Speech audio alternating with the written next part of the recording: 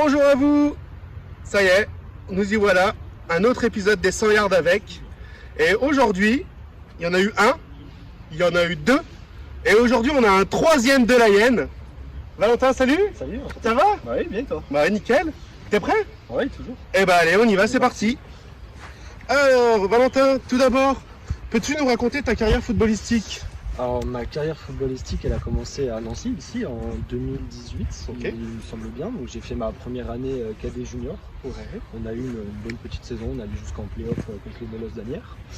Ensuite de ça, par le biais d'un ami qui a joué aussi ici, on est allé faire les tests au Pôle France Révolution. D'accord. J'y suis allé un peu au culot parce que j'étais pas invité, fallait faire le junior ball et je l'avais pas fait. Mais j'y suis allé, finalement j'ai été pris. Donc en 2019, je suis parti au Pôle France d'Amiens, au Pôle Révolution, Ouais.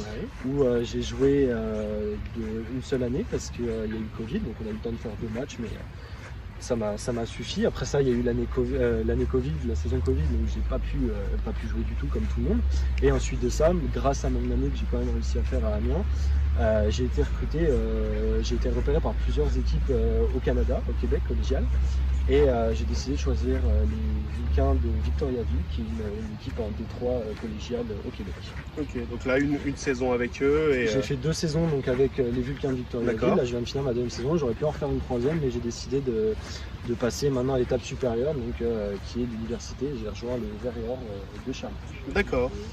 Et donc justement, comment on passe de joueur de tir à Nancy à athlète au Canada? C'est une bonne question, mais je pense que comme beaucoup d'athlètes qui ont réussi, enfin qui essayent de réussir, on va dire souvent la même chose, c'est du travail. Beaucoup de travail, et puis on peut aussi beaucoup parler de sacrifice. Ça peut être sacrifice financier, parce que là, rien que repartir au Canada, mes études elles vont coûter quand même assez cher, mais il faut se donner les moyens. Après, c'est ça, il y a beaucoup de travail. Il faut des fois y aller aussi un peu, faut pas avoir peur d'échouer. Dans le sens où le pôle, j'y suis allé au culot, mais c'est ce qui m'a permis de me faire repérer. Finalement, c'est vrai que les Tigres m'ont donné une base dans le foot, mais c'est vrai que le pôle, ça te donne une visibilité.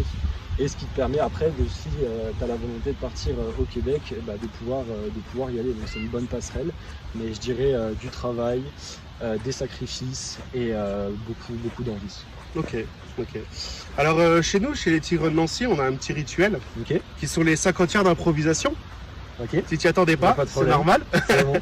Donc là, en fait, on a passé les 50 yards parce que je vois qu'avec toi, on y va, ça trace. Allez, il faut. Donc une petite question comme ça, un petit rituel d'avant-match. Un petit rituel d'avant-match. Moi, je sais qu'il y a souvent comme on dit, de hype dans les vestiaires. Ça chante beaucoup, ça bouge beaucoup. Moi, j'essaye de m'isoler. J'ai mon petit rituel, c'est écouter de la musique classique, histoire de me calmer, d'être dans ma bulle et de vraiment être calme. Mais ouais, je dirais que c'est de m'isoler et de vraiment me concentrer avant de rentrer sur le terrain. C'est marrant, ta soeur la dernière fois nous a dit qu'elle écoutait du rock. Toi, t'écoutes. Ouais, pourquoi pas. Voilà, c'est ça. On est Plutôt cool. Mais c'est ça. Mais ouais, je dirais que c'est mon petit rituel d'avant-match. Ok.